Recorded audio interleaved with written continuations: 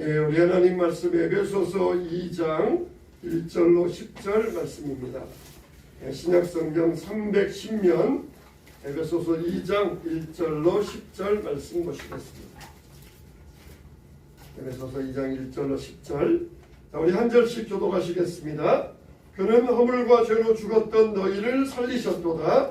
그때 너희는 그 가운데서 행하여 이 세상 풍조를 따르고 공중의 권세 잡은 자를 따랐으니 곧 지금 불순종의 아들들 가운데서 역사하는 경이라. 전에는 우리도 다 그 가운데서 우리 육체의 욕심을 따라 지내며 육체와 마음에 원하는 것을 하여 다른 이들과 같이 본질상 진노의 자녀이었더니 긍휼히 풍성하신 하나님이 우리를 사랑하신 그 큰 사랑이나요. 허물로 죽은 우리를 그리스도와 함께 살리셨고 너희는 은혜로 구원을 받은 것이라. 또 함께 일으키사 그리스도 예수 안에서 함께 하늘에 앉히시니 이는 그리스도 예수 안에서 우리에게 자비하심으로써 그 은혜의 지극히 풍성함을 오는 여러 세대에 나타내려 하심이라. 너희는 그 은혜에 의하여 믿음으로 말미암아 구원을 받았으니 이것은 너희에게서 난 것이 아니요 하나님의 선물이라. 행위에서 난 것이 아니니 이는 누구든지 자랑하지 못하게 함이라. 우리는 그가 만드신 바라 그리스도 예수 안에서 선한 일을 위하여 지으심을 받은 자니 이 일은 하나님이 전에 일을 하사 우리로 그 가운데서 행하게 하려 하십니다. 아멘. 동네 도서관에서 연중마다 이렇게 세일하는 기간이 있어요. 그래서 갔더니 그 클래식 LP 있죠? 왜 이렇게 동그란 큰 거 LP로 된 그 박스로 한 차 트렁크 뒤에 꽉 찰 정도의 그게 있었어요. 그래서 그게 다 계산하면 한 150불 정도 됐나? 그러니까 엄청 싼 거죠. 150불이면. 그것도 우리 집사람 몰래 제가 이제 사긴 샀지만 어쨌든. 근데 거기는 그 모든 게 세계 최고의 그 음악가들과 지휘자들과 오케스트라의 작품들이에요. 이게. 그러니까 하나만 제가 이제 예를 들어서 우리 그 아마존에서 이렇게 봤더니 하나만 해도 부르는 게 감이야. 그래서 제가 이제 주로 집에서 이제 서재에서 공부할 때는 거기서 그거 하루 종일 틀고 있거든요. 근데 제가 오늘 다시 한번 언제 생각해 보니까 뭐냐면요. 오늘 이제 앞에서 찬양하셨는데, 이야, 세계 최고의 명기라고 하는 이태리의 그 몇 개의 그 바이올린 명기 있잖아요. 그 부른 게 값이잖아요. 근데 사실은 잘 보면요, 우리 목소리만큼, 그죠? 세계 최고의 명기는 우리 목소리가 최고인 것 같아요. 오늘 찬양대 너무너무 감사합니다. 그래서 그것도 특별히 우리가 하나님을 찬양하면 그것만큼 아름다운 게 어디 있어요. 그렇죠? 그래서 여러분 정말 내가 교회 나오는 거, 또 우리 한서만 교회가 보니까 32주년 됐어요. 흥미롭게 제 결혼도 32주년이에요. 예? 같은 날인지 모르겠지만 어쨌든 그래서 참 감사한데, 그리고 작년에 제 겨울에 왔어요. 겨울에 왔을 때 여러분들이 또 기도해 주셔서 또 잘 마무리가 돼서 감사합니다. 예, 오늘 우리가 대하는 이 예배소서는요, 신약 성경 중에서 아주 보석 같은 부분입니다. 그래서 학자들은 소위 말해서 바울 신학, 그러니까 신약 성경, 주로 신약 성경에서의 면류관이다, 그렇게 평가합니다. 바울 신학의 면류관이다. 그리고 어떤 분은 바울 신학의 정수다, 핵심이 들어가 있다라고 하는 거죠. 그리고 어떤 분은 일종의 크리스천의 모든 관심사가 다 들어가 있는, 말 그대로 파노라마 같다. 여러분 파노라마 아시죠? 사진 찍을 때 이렇게 찍는 거예요. 모든 것을 다 볼 수 있어요. 그러니까 기독교의 종합을 보는 것 같다. 그래서 그걸 이제 보통 전문적인 회람서신이라고 그래요. 사도 바울의 서신서 중에 모든 사람들이 돌려볼 수 있게 기독교의 핵심이 들려있는, 우리가 생각할 때 로마서나 갈라디아서 그러라고 생각할 때인데, 오늘 사실은 이제 기본적으로 학자들은 예배소서야말로 이 신약 성경에 보물이 다 들어있다, 그렇게 이제 평가를 하고 있습니다. 그리고 오늘 우리가 대하는 이 2장 1절에서 10절은요, 그 중에서도 보화 중에 보화입니다. 특별히 하나님의 그 지극히 풍성한 은혜에 대해서 오늘 말씀합니다. 오늘 포인트는 뭐냐면, 제가 이제 제목을 풍성한 하나님의 은혜라고 썼는데, 사실 방점은 어디 있냐면요, 지극히 풍성한. 그래서 제가 길까봐 이제 풍성한이라고 그랬어요. 그래서 오늘의 포인트는 여러분, 지극히 풍성한 만극한 하나님의 은혜라고 하는 것을 여러분이 오늘 본문을 통해서 같이 생각했으면 좋겠습니다. 그래서 본문은 성도의 과거와 현재, 나아가서 미래의 모습, 그리고 그 특징에 대해서 말씀하고 있습니다. 과거엔 죄와 허물로 죽은 인생이었다는 것이죠. 그러나 현재 구원받은 존재다. 나가서 우리는 천국에서 우리가 그리스도와 함께 부활과 동석의 특권, 그것을 우리가 누릴 것이라고 말씀합니다. 아울러 오늘의 가장 하이라이트 중에 하나인 우리 그리스도인의 정체성은 뭐냐? 바로 그리스도, 하나님의 명품 인생이라고 오늘 우리에게 말씀하고 있습니다. 흥미로운 것은 본문의 특징은, 우리 주목할 것은 이것입니다. 바울은 이 구원에 대해서 치밀하게, 정교하게, 논리적으로 얘기를 하죠. 그럼에도 불구하고 역설적으로 여기서 가장 중요한 게 이것입니다. 그의 하나님과 그리스도의 은혜의 그 만극함에 대해서 최고의 찬사를 보여주고 있어요. 무슨 얘기냐? 논리의 사람, 그렇죠? 굉장히 논리적이에요. 우리가 로마서나 갈라디아서 읽거나 그렇게 하면 굉장히 논리적이에요. 근데 그러한 사도 바울이 오늘 본문에서 역설적으로 찬양의 형용사, 찬사의 형용사가 반복되는 것을 보게 돼요. 이 찬양의 형용사는 말 그대로 하나님과 그리스도의 놀라운 사랑과 은혜에 대한 것이라는 것이죠.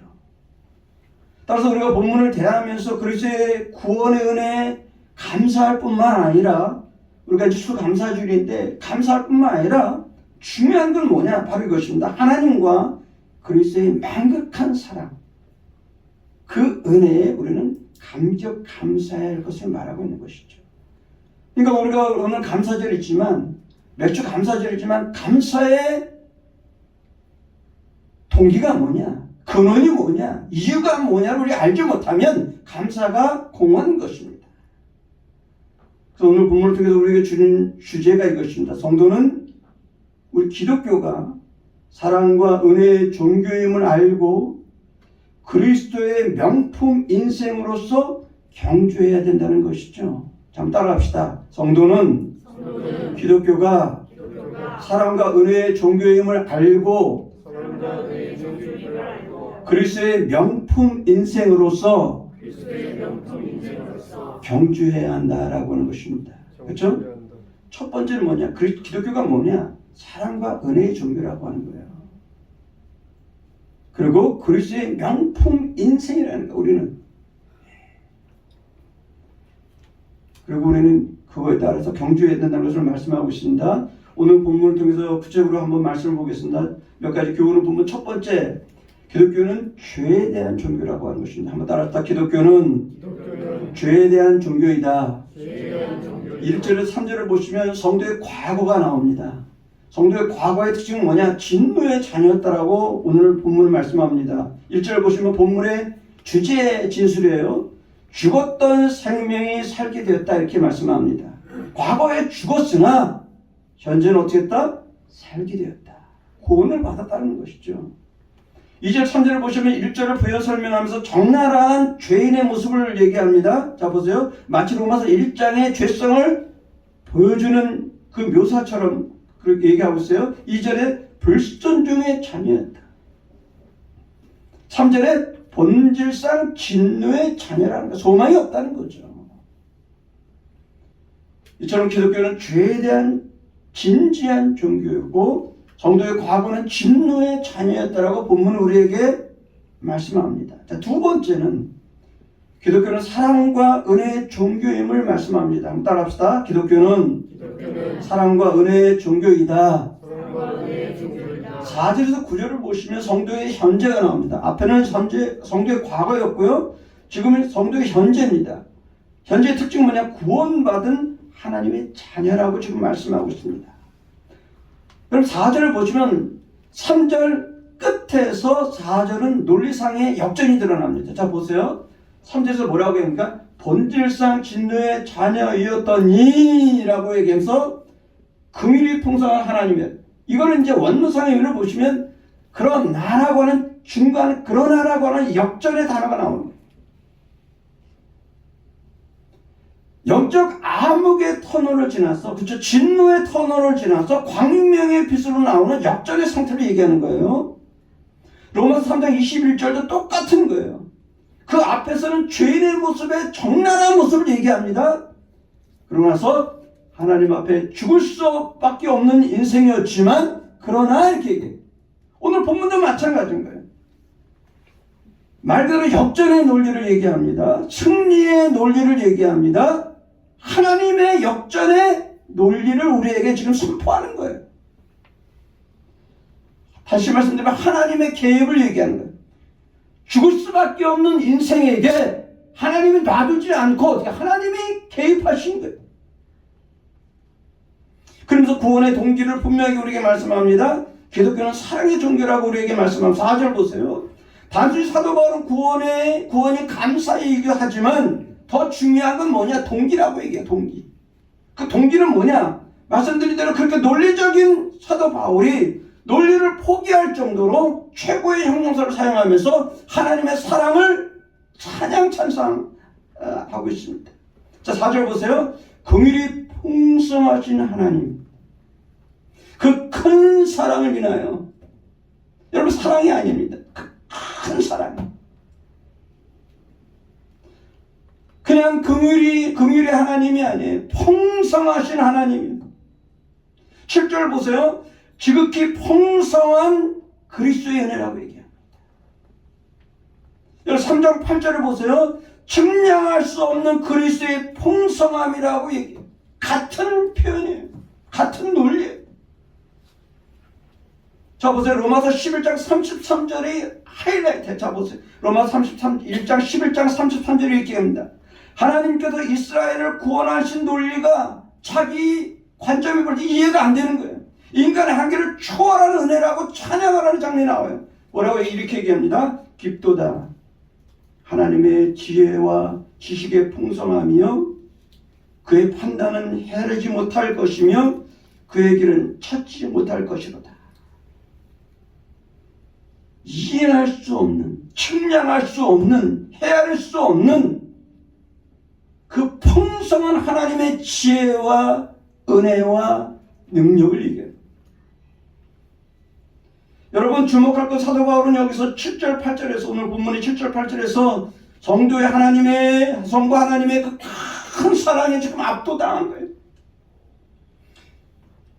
성자 예수님의 놀라운 은혜에 지금 압도당한 거예요.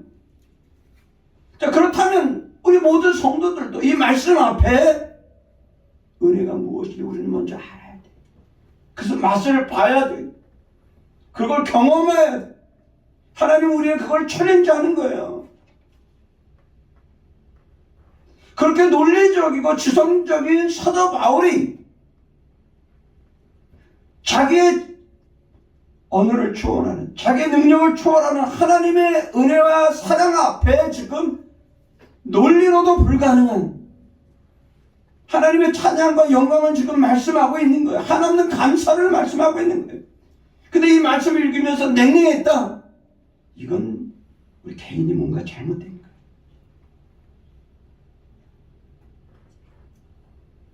그래서 그렇게 기독교는 구원과 은혜의 종교라고 우리에게 말씀합니다. 성도의 현재와 미래를 얘기합니다. 5절을 7절을 보시면 세 가지 함께라는 단어가 나와요. 세 가지 그리스도와 함께라는 단어가 나와요. 잘 보세요. 허물로 죽은 우리를 첫 번째 함께 살리셨고, 그리스도와 함께 살으셨다는 거예요. 은혜로 구원받았다는 거예요. 성도의 현재를 얘기합니다. 기독교는 구원의 종교임을 얘기합니다. 자, 두 번째, 함께 일으키사. 부활의 종교를 얘기합니다. 부활의 기독교를 얘기하는 거예요. 그렇죠? 자, 그 다음 세 번째, 함께 하늘에 앉히시니. 성도의 미래를 얘기하는 거예요. 자, 흥미로운 것은, 자 보세요. 동사가 다 과거형이에요. 그렇죠? 살리셨고 일으키셨고 하늘에 앉히셨다. 사실은 앉히신 것 같은 경우는 사실 미래형이란 말이에요. 근데 이게 이 신약 성경의 특징 중에 하나예요. 그리스도와 연합을 통해서 이미 이루어진 종말이에요. 이미 이루어진 구원을 우리가 지금 얘기하고 있는 거예요. 그러니까 켈빈의 말대로 이렇게 얘기할 수 있어요. 신자는 이 땅에 살지만, 그렇죠? 이 땅에 살지만 이미 하늘의 시민권을 소유한 인생이라는 거예요. 이미. 이게 중요한 거예요. 그러니까 우리 이 땅에 살지만 이 땅의 원리를 쫓아가 살아가는 게 아니라는 거예요. 물론 우리가 운전할 때 차 트래픽 사인을 보고서 빨간불이면 쓰고 파란불이면 가죠. 그건 맞습니다. 그럼에도 불구하고 우리는 늘 영혼을 바라봐야 돼. 이 땅의 시민이지만, 한국의 시민이지만 우리는 늘 하늘을 바라봐야 돼. 하늘의 시민권이라는 거예요. 그 다음에 8절 9절이 오늘 본문에서 하이라이트 중에 하나죠. 기독교는 은혜의 종교라고 말씀합니다. 구원의 은혜에 대해서 강조하고 있어요. 8절 9절을 보세요. 자, 그래서 구원은 은혜로 받은 것이다. 오직 은혜를 얘기하는 것입니다. 믿음으로 말미암는 것이다. 오직 믿음을 얘기합니다. 철저히 하나님의 선물이라고 강조하는 거예요. 오직 하나님께 영광뿐이 없다는 거예요. 그래서 철저히 인간의 능력이 아니라 하나님의 은혜와 주권을 얘기하는 거예요. 행위가 아니라고 얘기해요. 자랑이 없다는 거예요.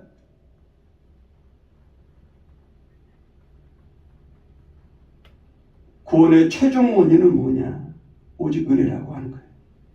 그래서 종교개혁자들이 그 오직 은혜를 그렇게 강조했던 거예요. 그리고 구원의 시작과 과정과 완성은 인간이 아니라 하나님이라. 그러니까 하나님께만 영광 돌리려고 했던 거예요. 마지막 10절에서 오늘 본문의 하이라이트 뭐냐? 기독교는 명품 인생의 종교인 걸 얘기해요. 따라합시다. 기독교는 명품 인생의 종교이다. 명품 인생의 종교이다. 무슨 얘기냐? 성도의 정체성과 존재 이유를 얘기하는 거죠. 자, 10절 보세요. 뭐라고 얘기합니까? 우리는 그가 만드신 바라. 여기에 모든 것이 들어가 있는 거예요. 그리스도 예수 안에서 선한 일을 위하여 지으심을 받은 자니 이를 하나님이 전에 예비하사 우리로 그 가운데서 행하게 하려 하심이니라. 여러분 평생 이 말씀 잊지 마세요. 우리가 하나님 앞에 어떤 존재? 명품 인생이에요. 특별히 거기서 뭐라고 얘기하면 그가 만드신 바라고 하는 이 원문상 의미는요, 말 그대로 명품을 얘기하는 거예요. 네? 명품. 영어로 말하면 마스터피스. 최고의 명품. 여러분 그림들을 보시죠. 우리 잘 아는 고은아, 제가 엊그제 여기 추사 과천에 우리 후배가 과천에 그 추사 거기 갔는데 추사 그 세안도 있잖아요. 전 그걸 보면 전율해요. 예? 명품이에요. 눈이 번쩍 띄죠. 예? 한국의 다랑아리를 보면요, 아주 그냥 거의 뭐 전율해요. 저는 한국의 소나무만 봐도 전율해요. 그래서 제가 경주 가면 꼭 능에 가서 거기 삼능에 가서 소나무 숲을 보는 이유가 거기 있어요. 외국에 오래 가 있으면 한국 것이 너무 그리워요. 명품이에요. 근데 하나님께서는 우리를 명품이라는 거예요. 고의 그림이 아니라, 추사의 세안도가 아니라 저 삼릉에 있는 그 아름다운 아름다운 그 나무 소나무가 아니라 누구? 우리를 하나님께서 최고의 명품이라. 예? 이태리의 그 명기, 그 바이올린이 아니라는 거예요. 여러분과 저를 하나님께 명품이라고 부르시는 거예요. 왜냐? 하나님의 형상대로 창조된 인생이에요. 우리는. 여러분, 이태리 명기가 하나님의 형상대로 창조됐어요? 고유의 그림이 하나님의 형상대로 창조됐어요? 아니요. 세안도가 하나님의 형상대로 창조됐어요? 여러분만이, 인간만이, 특별히 그리스도인들만이 하나님께서 여기는 최고의 명기 중의 명기, 명품 중의 명품인 거예요. 여러분, 이거 잊지 마세요. 여러분, 미국에서 최고의 CEO들이 가장 많이 잘 사는 동네가 샌프란시스코란 말이에요. 근데 흥미롭게 샌프란시스코는요, 가장 많은 자살률이에요. 세계에서 최고의 자살률이에요. 이상하죠? 홈리스도 가장 많은, 가장 부자가 가장 많은 도시가 샌프란시스코. 가장 아름답다고 해요. 근데 흥미롭게 가장 자살률과 가장 홈리스가 많은 동네가 동시에 그곳이. 무슨 얘기예요? 우리가 아무리 모든 것을 가졌다고 해도 하나님의 이 정체성, 하나님께서 우리에게 부르신 정체성을 잃어버리면요, 모든 것을 가졌어도 뭐야? 무의미한 거예요. 그래서 자살하는 거예요. 그래서 마약을 하는 거예요.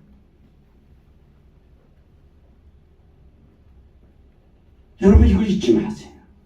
이건 젊은이나 우리 어르신들이나 똑같아요. 하나님, 지금 이제 우리가 얼마 전에 제 후배가 지금 이제 50이 넘었는데 이제 리타이어 할 지금 대학의 교수인데 그 염려하는 거예요. 아, 지금까지 잘 살았지만 세컨 스테이지 어떻게 드릴 것인가 고민하더라고요. 우리 마찬가지죠. 지금 100세를 사니까 지금 50대 사는 분들 이제 청춘이에요. 우리 어머니 104세 들어왔으니까 100세를 기준해 봅시다. 그럼 청춘이에요. 그럼 우리가 어떻게 하나님 앞에 드릴 것이냐. 근데 중요한 건 돈이 아니라는 거예요. 권력이 아니라는 거예요. 거기에 목숨을 걸면요. 그 다음 자식이, 우리 한국은 또 자식 교육 때문에 이게 모든 걸 건단 말이에요. 자식이 안 되면 부모도 디프레션 떨어지는 거예요. 여러분, 거기에 있잖아요. 하나님 앞에 나의 존재가 존귀한 것을 믿어야. 이것만 알면 하나님 앞에 나의 존재가 귀한 줄 알면 어떻게, 하나님 앞에 우리의 경주가 힘이 있게 돼요. 이걸 모르면 모든 걸 가졌어도 뭐야? 다 허무한 거야. 허무한. 그래, 전도서에서 기자가 그랬잖아요. 모든 걸 가졌는데 뭐야? 허무하다, 허무하다, 허무하다. 얼마나 허무하다는 세 번씩 얘기해. 모든 게 허무하다는 거예요. 그리고 그리스도 안에 우리가 거듭난 인생이기 때문에 하나님께서 우리를 볼 때 명품이라는 거예요. 하나님의 형상대로 창조됐고 그리스도 안에서 그리스도의 피로 사신 존귀한 존재인가 우리가요. 여러분이 그거 목사님 전 그냥 집에서 애들 키우는 주부인데요. 전업 주부인데요. 여러분, 전업 주부의 존귀함이 있는 거예요. 하나님의 생명 같은 우리 자녀를 위해서 내가 그를 위해서 교육하고, 그쵸? 돌보고, 그쵸? 그를 자라게 하고, 그가 하나님의 은혜가 더 자라게 한다라고 하면 심지어 말썽은 부려도 상관없어요. 하나님의 자녀예요. 내가 하나님 앞에 존귀한 것처럼 우리 자녀도 하나님 앞에 존귀한 거예요. 부족하고 연약하고 여러 가지 모습이 있어서 상관이 없는 거예요. 중요한 거는. 근데 우리 존재 이유와 목적은 뭐냐? 그게 있죠. 그리스도 안에서 선한 일을 위하여 하나님께서 우리를 창조하신 거. 선한 일을 여러 가지 얘기할 수 있죠. 기본적으로 하나님의 영광을 위해서, 몸된 교회를 위해서, 그렇죠? 하나님의 나라를 위해서 우리가 쓰임 받는 거예요. 그러니까 우리만은 인생이 아니라는 게 중요한 포인트는요. 그렇죠? 그렇겠어요? 안 그렇겠어요? 하나님께서 우리를 불렀을 때 너만을 위해 살지 말라라고 하는 거예요. 누구를 위하여? 공적 하나님을 위하여. 옆에 있는 형제 자매를 위해. 그러니까 내가 정말 은혜를 받았다 하면 나를 넘어서야 돼요. 나만 알면 그건 아직도 은혜가 내게 충만한 게 아니에요. 은혜가 충만하면 흘러 넘치거든요. 흘러 나가거든요. 하나님의 사랑이 충만하기 때문에 흘러 넘치는 거예요. 예수님을 통하여 그리스도 십자가를 통하여 흘러 넘치는 거예요. 근데 아직도 오랜동안 신앙생활 한다고 하면서 교회에서 여러 가지 중직을 하면서도 아직도 나만 알면 이건 아직도 신앙이 어린 거예요. 그 다음에 뭐라고 얘기합니까? 전에 예비된 존재, 예정적인 존재라는 게 무슨 얘기예요? 세상 철학처럼 우주에 아무 의미가 없다고 얘기하는 거예요. 그러니까 자살할 수밖에 없다는 거예요. 한때 그 팽배했던 그 유럽의 철학, 그 실존주의 철학은 그거였습니다. 인간은 뭐다? 지구에 툭 떨어진 존재라는 거예요. 의미가 없다는 거예요. 세상 사는 건 부조리하다는 거예요. 그러니까 재미가 없는 거죠, 당연히. 오늘 본문은 뭐라고 해요? 하나님의 주도면밀한 계획 가운데 예정 속에서 하나님의 뜻을 위한 존재, 하나님의 뜻 가운데 창조된 존귀한 존재라고 여러분과 저를 우리에게 말씀하고 있는 거예요. 자, 그럼 이렇게 얘기합시다. 옆에 형제자매들에게 얘기합시다. 성도는 존귀한 존재의 명품 인생이라고 우리는 오늘 말씀하는데, 자, 옆에 있는 형제자매 얘기합니다. 당신은 이름 알면 이름 불러도 돼요. 집사님, 권사님, 얘기해서 당신은 그리스도의 명품 성도입니다. 눈을 보고 얘기하세요. 좌우 옆에 얘기하세요. 장로님은 그리스도의 명품 장로님이십니다. 반응으로 아멘 해야 돼, 서로요. 아멘. 예, 마무리합시다. 오늘 본문 주제는 성도는 기독교가 사랑과 은혜의 종교임을 알고 그리스도의 명품 성도로서 경주할 것을 우리에게 말씀한다고 얘기했어요.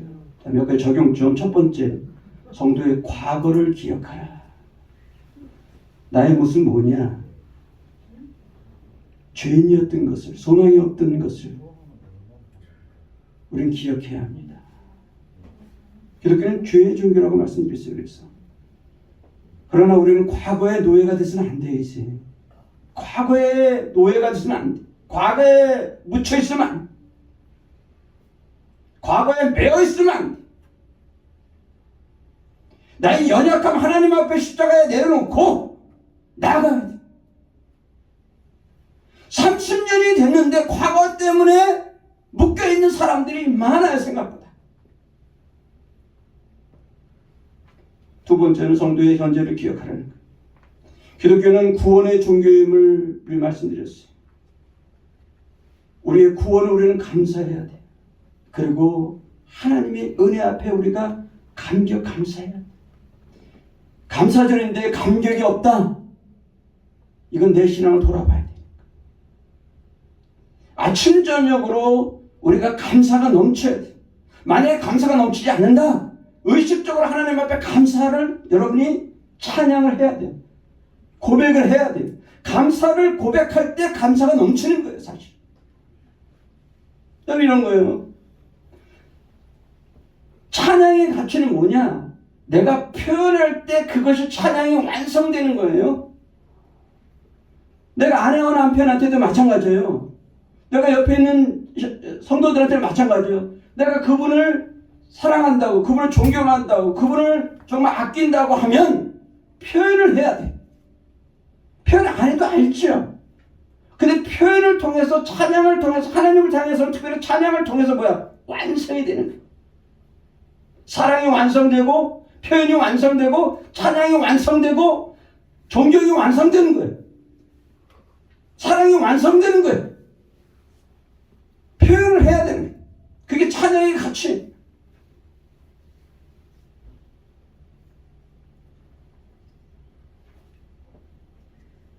그러니까 우리가 하나님의 은혜에 감사해야 돼. 설거지하면서도 감사 찬양을 하는 거예요. 네?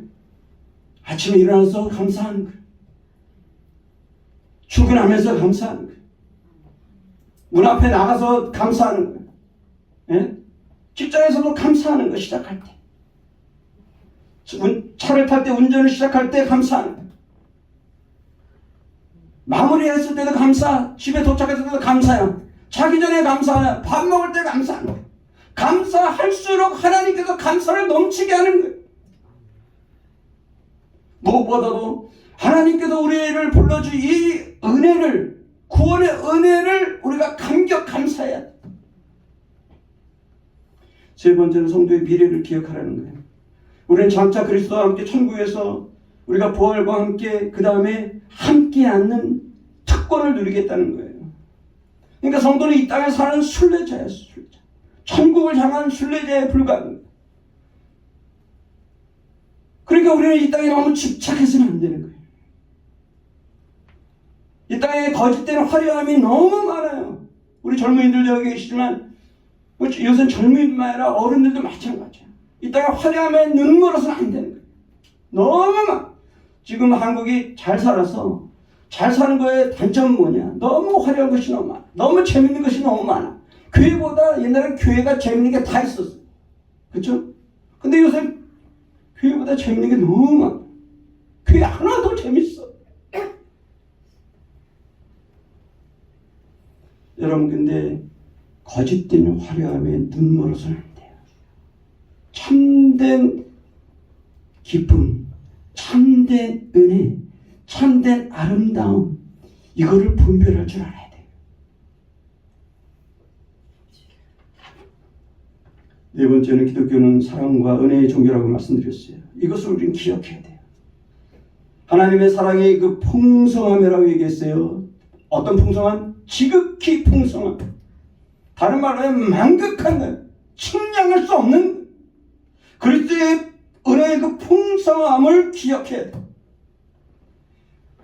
다시 말씀드리면 삼위일체 하나님의 사랑과 은혜를 우리는 알 뿐만 아니라 경험해야 돼요. 맛을 봐야 돼요. 맛을 봐야 맛을 아는 거예요. 만약에 우리가 신앙생활 오래 했는데 아직도 하나님의 사랑과 은혜를 경험하지 못했다면, 그 말씀 앞에 내가 통곡하지 안 했다면 잘못됩니다. 내가 분명히 얘기합니다.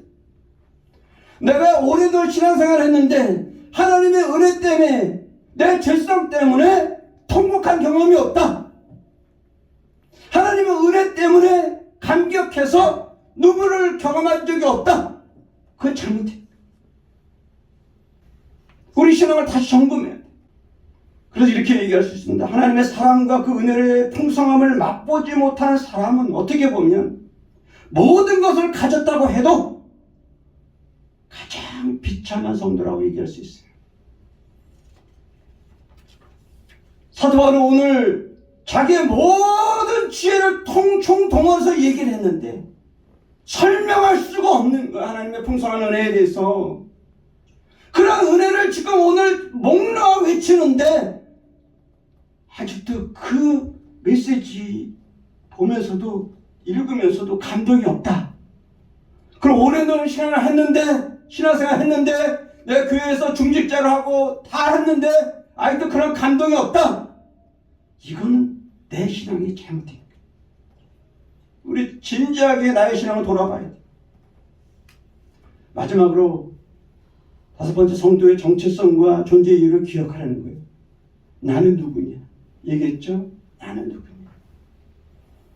인간으로서, 성도로서 나는 누구냐? 내 존재 이유가 뭐냐? 그냥 목사님이 오래서, 부모가 오래서, 그래서 가는 교회의 존재냐? 성도의 존재냐? 에? 내가 성가대 하니까, 내 주일학교 하니까, 내 숙제처럼 그냥 그렇게, 에? 여러분, 그게 아니란 말이에요. 누가 시켜서 신앙생활하는 게 아니란 말이에요. 우리는 그걸 넘어서야 되는 거예요. 어렸을 때는 우리가 영어 공부할 때 문법 하느라고 이제 매주 헤매죠. 여러분, 진짜 공부한 사람은 문법을 뛰어넘어야 돼. 뛰어넘을 때야 비로소 영어의, 언어의 모든 것을 풍족함 누리는 거예요. 마찬가지예요. 우리가 이런 훈련의 과정을 뛰어넘어야 돼. 거기 넘어서요. 거기서 머물면 안 돼요. 새벽기도 중요합니다. 성경 공부 중요합니다. 예배 중요해. 근데 그걸 뛰어넘어야 돼. 누가 하라 그래서 하는 것을 뛰어넘어야 되는 거예요. 억지로 하는 게 이제 아니에요. 하나님의 은혜가 나를 추동하니까, 나를 말 그대로 흔들어 놓으니까 뭐야? 할 수 없어서 하는 거예요. 하나님의 은혜 때문에 하는 거예요. 그러니까 우리는 그리스도의 명품 인생인 걸 알아야 돼요. 이 존재를 아까 말씀드렸어요. 하나님의 형상대로 그리스도 안에서 빚어진 존귀한 존재인 걸 우리는 확신해야 돼요. 여러분 이런 거예요. 내가 금수저 은수저 아닐지라도, 그렇죠? 그래서 한국 사람 맨날 그러잖아요. 금수저 은수저 얼마나 핑계대니까. 난 흑수저야. 물론 세상적으로 볼 때 그럴 수 있어요. 금수저 은수저가 안 되면 이 땅에서 못 살 수 있어요. 그러나 하나님의 사람들은요, 은수저 금수저 아닐지라도 흑수저일지라도요, 하나님께서 사용하시면 어떻게 해요? 사용하세요.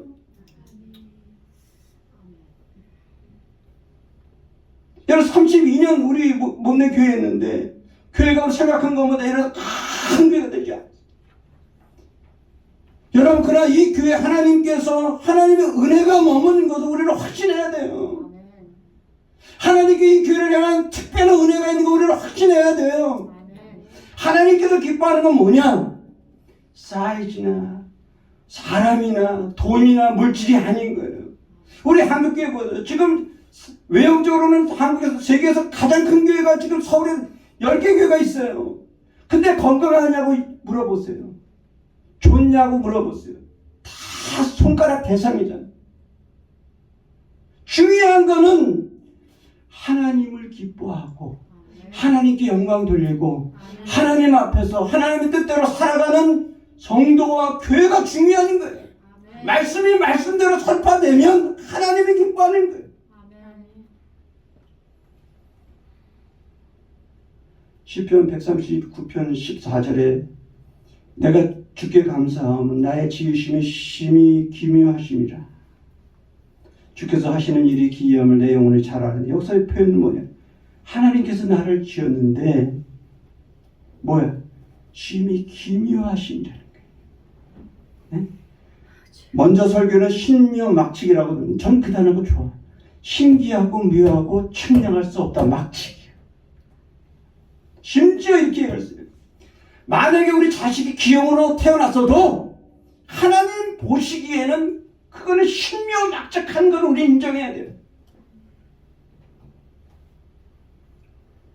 그러면 우리들도 하나님께서 그렇게 우리를 부르셨다는 거야. 우리가 하나님 앞에 신묘막측한 존재라는 거야. 우리 존재가. 세상 사람들이 뭐라고 상관없이 하나님 볼 때는 내가 하나님 앞에 뭐예요? 애플로 아이씨. 하나님의 눈동자 같은 존재는 거예요. 눈동자 같은 존재. 시편 16편 3절에 이렇게 얘기하는데, 땅에 있는 성도는 존귀한 자니. 네? 땅에 있는 성도는 존귀한 자니. 나의 모든 즐거움이 그들에게 있도다.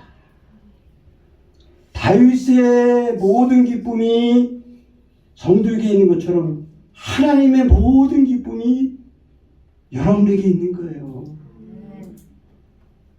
하나님이 무슨 재미있겠어요? 하나님이 무슨 나으시겠어요? 다 창조해놨는데 무슨 나으시겠어요? 사람을 창조했단 말이에요. 그래서 성경을 쭉 신구약을 읽어보면 뭐야? 하나님이 가장 기뻐하는 게 누구냐? 여러분과 같은 성도란 말이에요. 하나님이 찾고 계신 거예요. 나를 찾는 자가 있는가 찾고 계신 거예요. 그러니까 우리가 성도라면 하나님 앞에서 존귀한 인생을 우리는 기억해야 합니다. 따라서 인간의 조건이나 환경에 노예가 되서는 안 돼 말씀드렸어요. 은수저 금수저 핑계대지 마세요. 특히 젊은이들 은수저 금수저 핑계대지 마세요. 우리 우리가 부모님이나 내 환경이나 내 이런 처지가 금수저 은수저가 아닌지를 여러분 핑계하지 마세요. 지금 한국에 금수저 은수저가 잘 사느냐? 잘 살아 보이죠. 하나님 앞에서 마지막 때 잘 사느냐? 여러분 계산해 보세요. 장부를 만들어가지고 여러분 생각에 금수저 은수라고 하는 사람 명단을 적어보세요. 주지 못을 가지고 죽기 전에 그들의 모습을 봐보세요. 과연 금수저 은수로 살아갔는지. 여러분 환경에 인간의 조건에 노예가 되지 마세요. 그래서 노예가 되지 마세요. 여러분 당당할 필요가 있어요. 여러분. 그리고 존재 이유와 목적으로는 알아야 돼요. 그리스도 안에 선한 일을 위해서 창조된 존재 말씀드렸어요. 나만을 위해 인생이지 하지 마세요. 내가 은혜 받았으면 교회에서, 가정에서, 직장에서 물 한 컵 더 하면 주는 거예요. 그동안 나만을 위해서 살았는데 이제는 나를 넘어서 옆에 사람들에게 사랑을 고백하는 거예요. 격려해 주는 거예요. 말 한마디 칭찬해 주는 거예요. 물 한 잔 더 주는 거예요. 그리고 하나님의 명품 인생답게 살아야 되는 거예요. 빌립보서 1장 20절에 너희는 그리스도의 복음에 합당하게 생활하라 얘기합니다. 하나님 말씀에 합당해야 돼. 교회 나오는데 신앙생활 하는데 그 사람 때문에 난 교회 안 가. 이러면 안 돼. 그 사람 때문에, 그 사람의 한마디 때문에, 그 사람의 눈빛 때문에, 그 사람의 물 한 컵 때문에 내가 교회 나간다. 여러분 그런 간증 시대 여러분 주의해요. 여러분 마무리합니다. 사랑하는 성도 여러분, 우리 모두는 기독교가 사랑과 은혜의 종교임을 알고 명품 인생으로 살아갈 것을 오늘 본문으로 우리에게 말씀합니다. 우린 과거에 초라한 죄인이었어요. 그러나 만극하신 하나님의 사랑과 그리스도의 은혜로 우리 모두가 구원을 받았어요. 따라서 우리는 모두는 하나님의 풍성한 사랑을 우리는 기억을 해야 돼요. 그리고 맛을 봐야 돼요. 계속적인 맛을 봐야 돼요. 어제 받았으니 끝, 이게 아니에요. 매일마다 새로운 은혜, 새로운 은혜를 맛을 봐야 돼요. 그리고 이것을 기억해야 돼요. 환경을 더 이상 탓해서는 안 돼요. 그리고 하나님 앞에 명품 인생으로 우리는 뭐예요? 경주해야 돼요. 날마다 성실하게, 눈에 안 보여도 성실하게 뚜벅뚜벅 하는 거예요. 남들이 알아주지 않아도 가는 거예요. 내가 하는 일이 별 볼 일 없는 것 같아도 가는 거예요. 하나님이 기뻐하면 가는 거예요. 그럼 하나님께서 때가 되면 반드시 하나님께서 결과의 열매를 주세요. 무엇보다 하나님 나라에 위해서 선한 경주를 여러분 개인과 가정과 또 우리 교회가 경주하시기를, 매진하시기를 주님의 이름으로 축복합니다.